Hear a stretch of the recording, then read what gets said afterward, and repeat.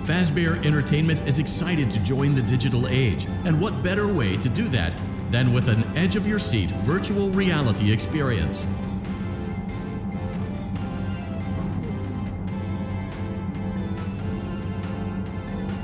We know that FnafVR Entertainment has developed something of a bad reputation over the last few decades, and while it's true that some stories associated with our name were loosely based on actual events, the majority of them were total fabrications from the mind of a complete lunatic, lawsuits pending. But we aren't above laughing at ourselves. Ha ha ha.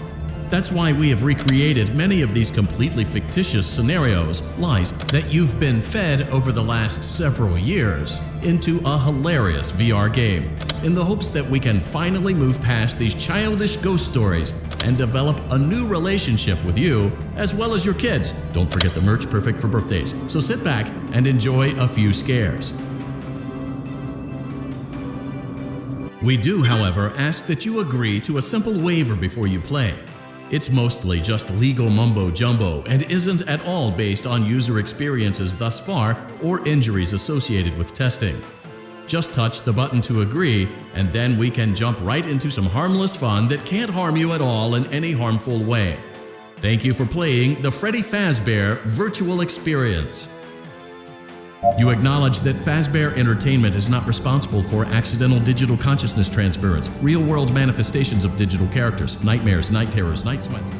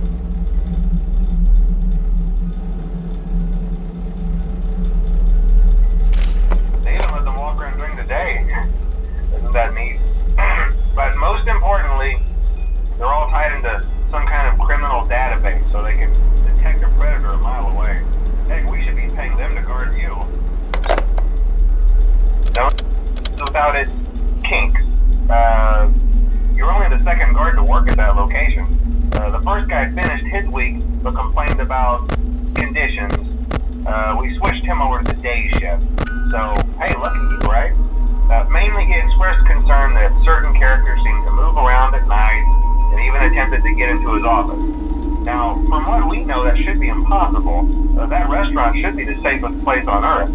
So while our engineers don't really have an explanation for this, the working theory is that the robots were never given a proper night mode.